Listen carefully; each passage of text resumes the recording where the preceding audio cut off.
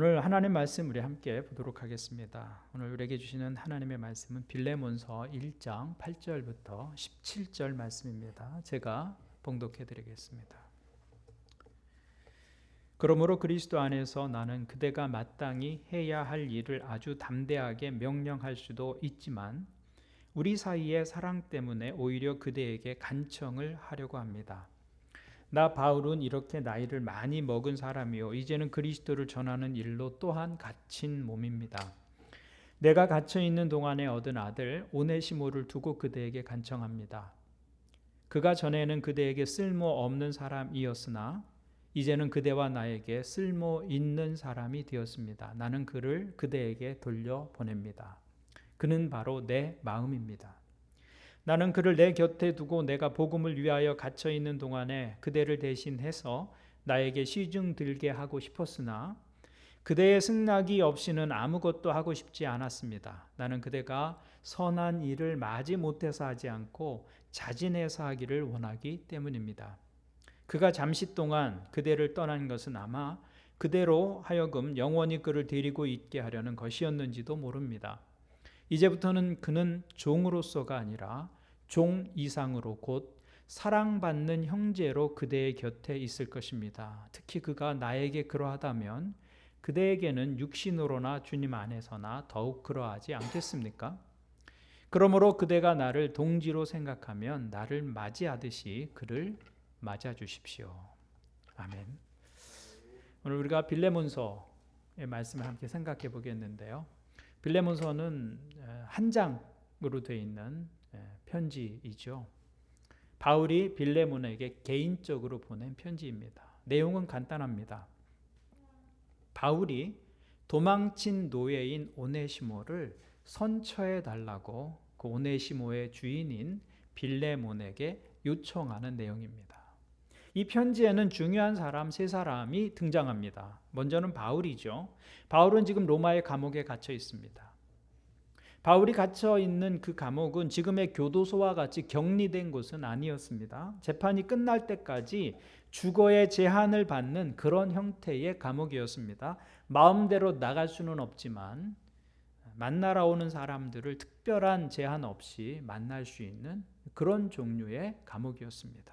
그래서 바울은 그 감옥에 갇혀 있으면서도 자신을 찾아오는 사람들에게 복음을 전할 수 있었고 또 성경을 가르칠 수 있었습니다. 그리고 또 한 사람 빌레몬이라는 사람이 등장하죠. 이 편지의 수신자입니다. 이 사람은 바울을 통해서 복음을 듣고 그리스도인이 된 사람입니다. 골로새라는 도시에 살았는데 꽤 유력한 부자였고 노예도 많이 가진 그런 사람이었습니다.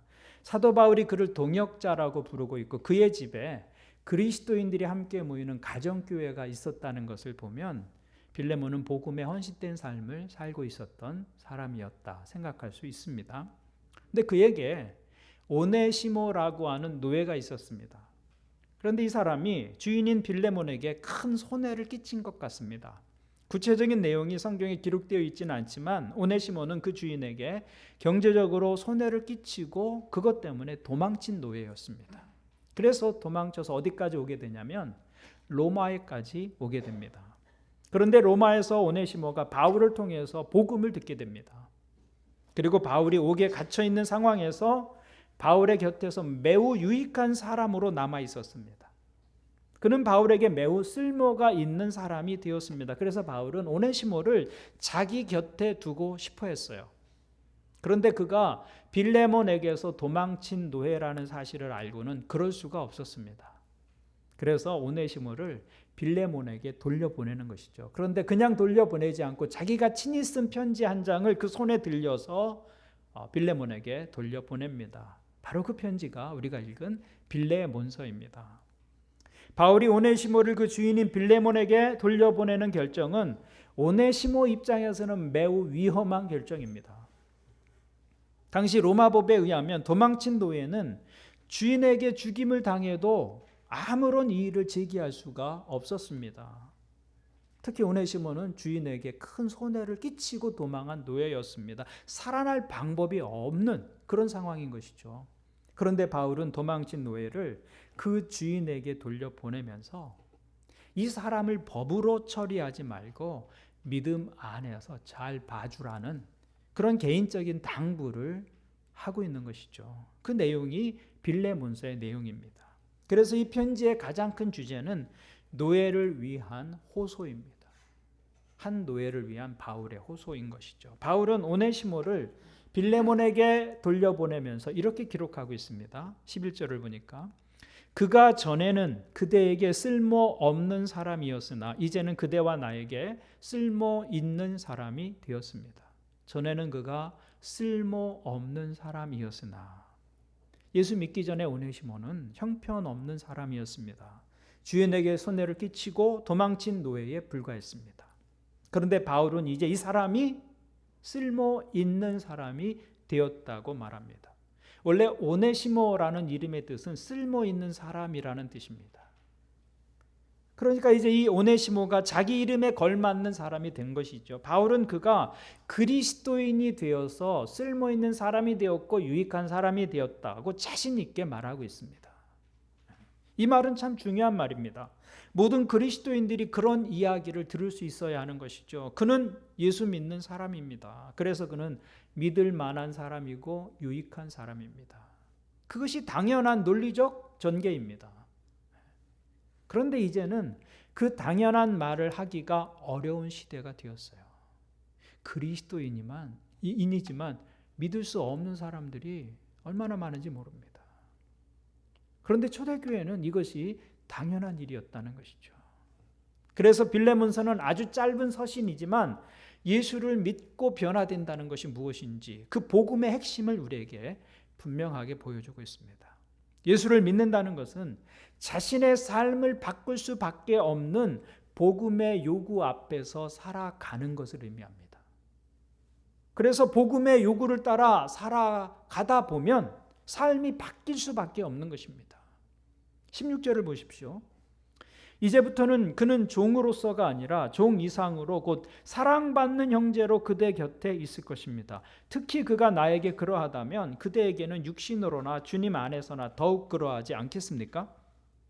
바울은 도망친 노예 오네시모를 빌레몬에게 돌려보내면서 그 주인에게 더 이상 오네시모를 노예로 대우하지 말고 이제는 형제로 대우하라 이렇게 요청하고 있는 것이죠. 이것이 편지의 핵심입니다. 그런데 도망친 노예를 노예가 아닌 형제로 대해달라는 요청은 당시의 세계에서는 있을 수가 없는 이야기입니다. 불가능한 요구예요. 그런데 사도 바울은 그것을 빌레몬에게 요구합니다. 바울은 지금 빌레몬에게 이 땅의 기준을 넘어서는 새로운 기준을 제시하고 있는 것이죠. 그게 복음의 요구예요. 그래서 복음의 요구 앞에서 삶을 살아가다 보면 삶이 달라질 수밖에 없는 것이죠. 이것이 중요한 빌레몬서의 교훈입니다. 우리가 그리스도인이 된다는 것은 죽는 순간에 천국에 간다. 그 이야기가 전부가 아닙니다. 내가 예수 그리스도를 내 삶의 주인으로 모시는 그 순간부터 천국의 백성으로서 이 땅의 가치와 기준을 넘어서는 천국의 기준, 천국의 윤리, 천국의 가치를 가지고 살아간다는 말입니다. 그게 믿는다는 말입니다. 그래서 예수를 믿으면 쓸모없는 사람이 쓸모 있는 사람이 될 수밖에 없는 것이죠. 세상과 다른 세상의 기준을 넘어서는 기준을 가지고 살아가는데 그가 무익한 사람이 아니라 유익한 사람이 될 수밖에 없는 것입니다. 그런데 그 하늘의 윤리에 의하면 모든 사람들이 형제고 모든 사람들이 다 자매인 것이죠. 모두가 하나님의 형상으로 지음받은 존재들이기 때문입니다. 그래서 갈라디아서 3장 8절에서 사도 바울은 이렇게 말합니다. 유대 사람도 그리스 사람도 없으며 종도 자유인도 없으며 남자와 여자가 없습니다. 여러분 모두가 그리스도 예수 안에서 하나이기 때문입니다. 여러분 이것은 2000년 전에 선언으로 보면 이건 놀라운 선언인 것이죠. 이건 혁명적인 말입니다. 복음은 모든 사람이 다 그 존재에 있어서 하나라고 선포합니다. 하나라. 그 하나라는 말은 다 같다는 말입니다. 어떤 차별도 없다는 말입니다. 그러니까 유대인이나 그리스 사람이라는 인종적인 구별, 종이나 자유인이라는 이 신분의 차별, 남자나 여자라고 하는 이 성적 차별, 이런 모든 구별과 차별은 하나님의 뜻을 거스리는 것입니다. 모두가 하나라는 것이죠. 이미 2000년 전에 복음의 선언입니다. 이것은 당시 사회에서는 혁명적인 시각이었다는 것입니다. 그런데 바울은 오네시모를 볼 때 그 시각으로 본 거예요. 그 시각으로. 이미 2000년 전에. 오네시모는 그리스도의 피로 값주고 사신 하나님의 자녀가 되었습니다. 그 하나님의 자녀가 된 그를 다른 하나님의 자녀가 다시 노예로 부리는 것, 그것은 복음을 아는 사람에게는 말이 안 되는 일이었습니다. 그래서 사도 바울은 이 편지를 쓰고 있는 것이죠. 그를 노예가 아니라 사랑받는 형제로 받으라. 오네시모를 향한 바울의 태도를 보면 바울은 사람이 변할 수 있다는 그런 믿음을 가지고 있었던 것 같아요. 복음은 사람을 변화시킨다. 그 믿음이 바울 안에 있었던 것이죠. 근데 우리는 이 사실을 잘 믿지 않습니다. 사람은 안 변한다고 생각합니다. 그래서 사람은 고쳐 쓰는 게 아니야, 이렇게 말하죠. 사람이 달라지지 않는다는 경험을 우리 이야기합니다. 복음 앞에서도. 그런데 성경은 사람을 그렇게 보지 않습니다. 바울은 오네시모가 전에는 쓸모없는 사람이었지만 지금은 쓸모가 있는 사람이 되었다고 말합니다. 정말 오네시모가 변했을까요? 성경에 오네시모에 대한 그 다음 이야기가 기록되어 있지는 않습니다. 하지만 교회사는 그가 어떤 존재가 되었는지 몇 가지 조각들을 남겨주고 있는데요. 2세기 초에 순교한 안디옥 교회 이그나티우스라는 감독이 있습니다. 그런데 이그나티우스가 쓴 편지에 보면 당시 에베소 교회의 감독이 언급되고 있는데 그 에베소 교회 감독의 이름이 뭐였느냐면 오네시모였습니다. 오네시모. 동명이인일 수도 있지 않느냐, 그렇게 이야기하는 사람도 있습니다. 그런데 바울이 오네시모를 통해서 빌레몬에게 보낸 이 개인적인 편지인 빌레몬서가 신약 성경 안에 들어오게 된 것은 에베소 교회 감독이 된 오네시모가 그 편지를 가지고 있었기 때문이다라고 유추할 수 있습니다.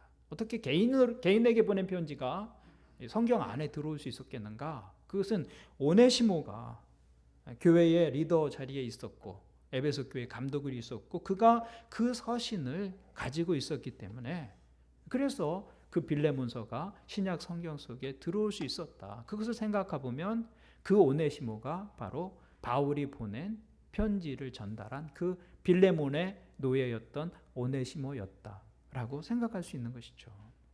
그런데 그 오네시모의 변화가 어디에서부터 시작된 것이냐? 그것은 그를 향한 사도 바울의 신뢰에서부터 시작된 것입니다. 그런데 사실 바울 역시 그와 같은 경험을 가진 사람이었습니다. 오네시모와 같은 경험을 가진 사람이었죠. 바울은 그리스도를 만나기 전에 교회를 박해하는 사람이었습니다. 오네시모와 같이 하나님의 입장에서는 쓸모없는 사람이었습니다. 그런데 다메섹으로 가는 길에서 그 바울이 부활하신 주님을 만납니다. 그리고 그는 하나님께 쓸모 있는 사람으로 변합니다. 하나님께서 그를 이방인의 사도로 보내시죠. 그래서 바울은 주님을 위해서, 그 복음을 위해서 평생 헌신할 것을 결심합니다. 그런데 사람들이 믿어주지 않습니다. 그의 과거를 알기 때문에 믿어주지 않는 것이죠. 오네시모의 과거를 아는 사람들이 그를 믿어주지 않는 것처럼 바울의 과거를 아는 사람들이 바울의 변화를 믿어주지 않는 것입니다. 아무도 그의 변화, 그의 회심을 믿어주지 않습니다. 그런데 누가 그를 믿어주었습니까? 바나바라고 하는 그 한 사람이 유일하게 바울의 변화를 믿어주었습니다. 그래서 그 바나바가 직접 바울을 데리고 안디옥에 가서 그리스도인들에게 바울을 소개합니다. 이 사람이 우리와 같은 그리스도인이 되었다. 하나님의 자녀가 되었다. 그 바나바 한 사람의 신뢰가 바울이 하나님의 사람으로 세워지는데 아주 중요한 역할을 하게 된 것이죠. 바울은 이미 그 경험을 가지고 있었어요. 그래서 바울이 그와 똑같이 도망친 노예였던 오네시모를 신뢰하고 그의 변화를 믿고 그를 쓸모 있는 사람으로 소개하고 있는 것입니다. 이렇게 하나님의 역사는 이어져 가는 것이죠. 사랑을 받은 사람이 그 사랑을 또 다른 사람에게 베풀면서, 신뢰를 경험한 사람이 그 신뢰를 또 다른 사람에게 행사하면서 이렇게 하나님의 일들이 이어져 가는 것입니다. 또 그것이 한 사람의 인생에 새로운 문을 여는 기회가 된 것이죠. 저는 오늘 예배하는 여러분들에게도 그런 모습이 있기를 바랍니다. 사람에 대한 신뢰, 사람이 변할 수 있다. 그 복음의 선언이잖아요. 우리 교회가 그런 교회가 되기를 바랍니다. 교회는 그런 곳이어야 해요. 믿어주고 신뢰하고 인정해주는 곳이어야 합니다. 바로 그 마음이 예수 그리스도의 마음이다라는 것입니다. 저는 우리 교회가 그런 예수의 마음을 가진 그런 곳이 되기를 간절히 소원합니다. 그런데 사도 바울은 이 일을 빌레몬에게 요청하면서 한 가지 가지고 있는 원칙이 있었습니다. 그것을 14절에서 이렇게 이야기하고 있습니다. 그대의 승낙이 없이는 아무것도 하고 싶지 않았습니다. 나는 그대가 선한 일을 마지 못해서 하지 않고 자진해서 하기를 원하기 때문입니다. 바울은 이 일을 빌레몬에게 강요하지 않아요. 겸손하고 간절하게 요청합니다. 근데 사실은 그렇게 요청하지 않고 명령할 수도 있었습니다. 그래서 8절 9절을 보면 이렇게 말합니다. 그러므로 그리스도 안에서 나는 그대가 마땅히 해야 할 일을 아주 담대하게 명령할 수도 있지만 우리 사이의 사랑 때문에 오히려 그대에게 간청을 하려고 합니다. 나 바울은 이렇게 나이를 많이 먹은 사람이요 이제는 그리스도를 전하는 일로 갇힌 몸입니다. 이렇게 말해요. 여러분, 바울에게는 사도로서의 권위가 있었습니다. 그는 마땅히 해야 할 일이라면 사도의 권위로서 담대하게 빌레몬에게 명령할 수도 있었습니다. 그런데 그렇게 명령하지 않고 간청합니다. 그런데 그 간청의 모습을 보면 어떤 면에서는 구차할 정도로 낮은 자세로 요청하고 있습니다. 나는 이렇게 나이가 많이 먹은 사람이요 또 갇힌 몸입니다. 지금 이 늙고 불쌍한 사람의 청을 좀 들어달라는 그런 표현인 것이죠. 바울은 지금 빌레몬을 그렇게 설득하고 있는 것입니다. 바울은 명령할 수 있었습니다. 명령하면 오히려 일이 쉬웠을 것입니다. 자존심을 내려놓지 않아도 됩니다. 바울은 자신이 명령하면 빌레몬이 그 명령을 따를 것이라는 확신도 가지고 있었습니다. 그런데 바울은 구차하리 많지 여러 가지 이야기를 동원하면서 그에게 간청합니다. 그 이유는 빌레몬이 하는 그 선한 일이 억지로 하는 일이 아니라 스스로 자원하는 일이 되도록 하기 위한 것입니다. 가치 있는 일은 자원할 때 의미가 있기 때문입니다. 선한 일은 억지로 하면 그 가치가 떨어질 수밖에 없죠. 그런데 믿음도 마찬가지입니다. 신앙도 자발적일 때 의미가 있습니다. 신앙은 자발적인 헌신과 순종을 통해서 뿌리를 내리는 거예요. 물론 억지로도 뭐 할 수 있습니다. 강제로 누구 눈치 보면서 강제로 어떤 일을 진행할 수도 있죠. 그리고 그렇게 일을 진행해서 소기의 성과를 낼 수도 있을 것입니다. 강하게 주장하고 밀어붙이면 일이 됩니다. 그러나 그것이 내 신앙의 성장이 되지는 않습니다. 신앙의 뿌리는 그렇게 내려지는 것이 아니다. 그래서 주님도 강제로 우리 삶에 개입하지 않으십니다. 계시록 3장 20절을 보면 주님 이렇게 말씀하셨어요. 보아라, 내가 문 밖에 서서 문을 두드리고 있다. 누구든지 내 음성을 듣고 문을 열면 나는 그에게로 들어가서 그와 함께 먹고 그는 나와 함께 먹을 것이다. 주님께서도 우리가 마음의 문을 열기를 기다리시지 강제로 그 문을 열고 들어오시지 않습니다. 그 문을 열고 안 열고는 개인의 결단에 달린 문제인 것이죠. 아무리 선한 일이라 할지라도 할지 안 할지 그 결단은 자신에게 달린 겁니다. 하나님이 그 자유를 모든 사람에게 주신 것입니다. 그 자유 안에서 내가 자발적으로 선택할 때 그것이 의미 있는 일이 되고 또 내 신앙의 열매가 될 수 있는 것이죠. 신앙은 그렇게 스스로 결정하고 스스로 자원할 때 온전해지는 것이죠. 그래서 여러분들이 신앙생활을 하면서 조심해야 할 것이 있습니다. 그것은 뭐냐면 소위 영적이라고 하는 사람들이 다른 사람들에게 순종을 강요하고 어떤 일을 강제하는 것을 조심해야 합니다. 그것은 바른 신앙이 되기 어렵습니다. 어떤 교회나 단체에서는 리더의 권위가 절대적입니다. 자기가 영적 리더이기 때문에 하나님이 내게 말씀해 주셨고 그래서 내 결정이 하나님의 뜻이다 이렇게까지 말합니다. 그래서 어떤 단체에서는 결혼할 때도 리더가 지정해 주는 사람들끼리 결혼합니다. 직장을 구할 때도 리더가 가라는 곳으로 가야 합니다. 그런데 그것은 영적인 것도 아니고 신앙도 아닙니다. 그것은 일종의 영적 학대이고 가스라이팅입니다. 그런 신앙은 주체적이지 못하고 의존적이 됩니다. 리더의 명령에 절대 복종하는 것, 그것을 훈련이라고 착각해서는 안 됩니다. 잘못된 확률이 제 생각에는 100%입니다. 인간이 온전하지 못하기 때문이죠. 그런 비정상적인 의존 관계가 형성되면 스스로 판단할 능력을 상실하게 됩니다. 결국은 희생자로 남게 된다는 것입니다. 큰 영적 희생자로 남습니다. 교회에서 볼 때 교회에서 행해지는 일들이 비상식적인 일들이 일어나게 되는 것은 바로 이런 영적 학대로 인해서 사람들이 길들여지기 때문입니다. 우리가 이것을 조심할 필요가 있는 것이죠. 그런 집단에서는 리더의 말을 따르지 않으면 하나님이 징계하신다고 가르치곤 합니다. 영적인 리더의 권위를 하나님의 권위와 등치시키는 것이죠. 그래서 거절할 수 없게 만듭니다. 따르지 않으면 하나님이 벌 주신다는 말을 주저없이 합니다. 그런데 바울이 그렇게 말하지 않습니다. 그렇게 말할 권위가 바울에게 있었다는 것이죠. 너 내 말 안 들으면 하나님께서 벌하신다. 사도로서 그렇게 말할 권위가 있었습니다. 또 바울이 그렇게 말하면 사람들이 벌벌 떨면서 그 말대로 했을 것입니다. 그것을 사도 바울이 잘 알고 있습니다. 그런데도 사도 바울은 그렇게 말하지 않습니다. 바울이 진짜 바라고 원하는 일이에요. 오네시모를 종이 아니라 형제로 받아들이는 것, 그것은 복음의 정신이고 사도 바울이 정말 간절히 바라는 일인데도 불구하고 사도 바울은 그렇게 말하지 않아요. 저는 그것이 중요한 것이라고 생각합니다. 거기에서 그의 인격의 진짜 모습이 나오는 것이죠. 내가 간절히 바라는 일이지만 그렇게까지 말하지 않는 것.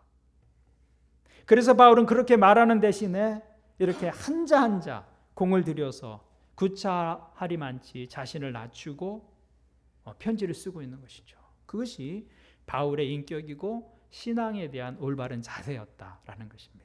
어떤 권위로 사람을 누르지 않고 최선을 다해서 권면하고 스스로 선택할 수 있도록 도와주는 것, 그것이 진정한 영적 리더십이다라고 말할 수 있는 것입니다.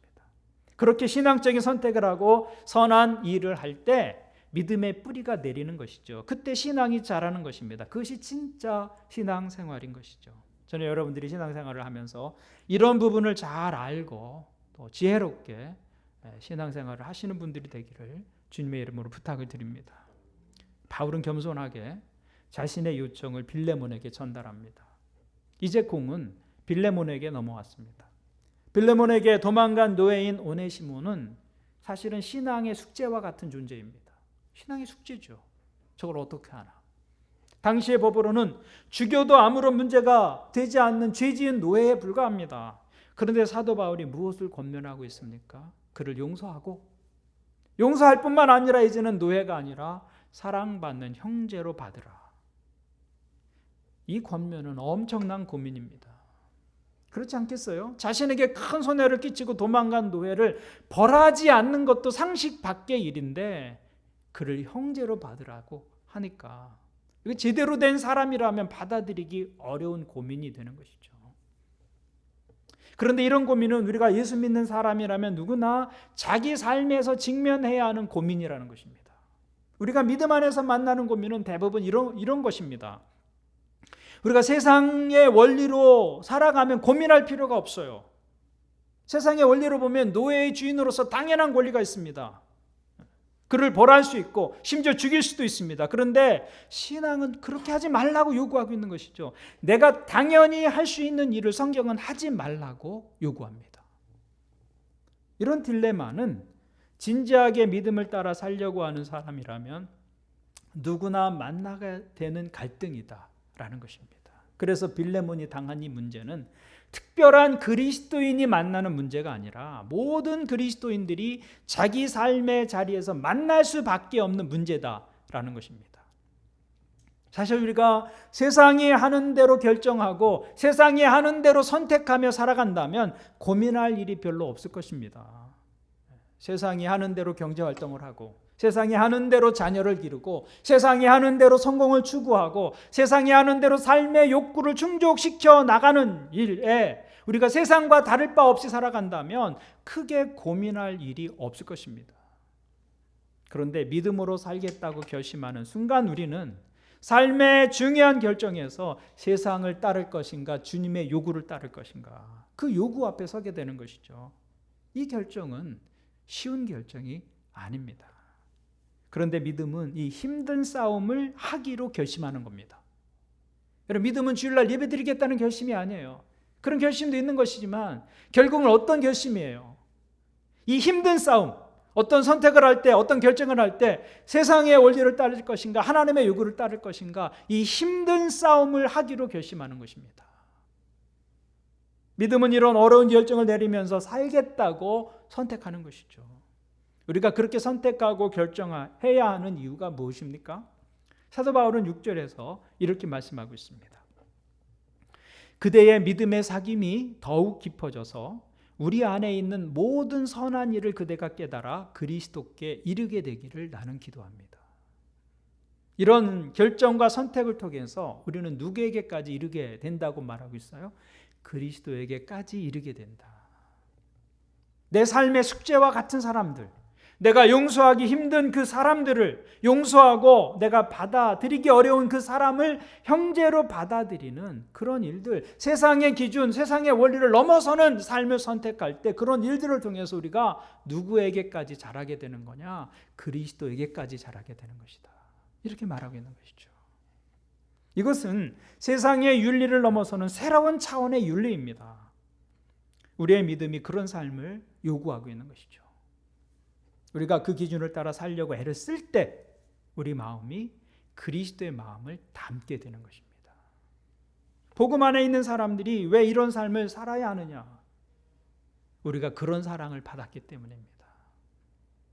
예수님은 우리를 형제로 용납하셨어요. 사랑받는 형제로 용납하셨습니다. 우리는 하나님 편에서는 도망친 노예에 불과합니다. 그렇잖아요. 우리가 하나님 편에서 보면 도망친 노예입니다. 죽어 마땅한 죄인입니다. 그런데 하나님이 우리를 죄인이 아니라 의인으로 받아주셨어요. 심판받을 존재가 아니라 사랑받는 자녀로 인정해 주셨습니다. 그래서 우리도 그런 삶을 살라는 요청을 받고 있는 것이죠. 그것이 우리가 그리스도를 닮은 사람으로 살아가는 길이기 때문입니다. 내가 용서하기 힘든 그 사람 용서하고 내가 받아들이기 어려운 그 사람을 형제로 받아들이는 것, 그것이 그리스도인으로 살아가는 삶이다. 그래서 이 빌레몬서는 사도 바울이 빌레몬을 설득하는 편지이지만 사실은 하나님은 이 바울의 편지를 통해서 믿는 우리를 설득하고 계신 것입니다. 우리가 이 복음을 가지고 어떻게 살아가야 하는지, 우리가 십자가의 사랑을 가지고서 어떻게 사랑하며 살아야 하는지 우리를 설득하시는 것이죠. 사실은 오늘 예배하는 여러분 모두 이 빌레몬서의 말씀을 통해서 설득되는 분들이 되기를 바랍니다.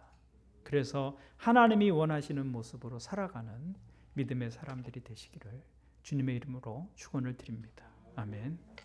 말씀을 가지고 기도하겠습니다.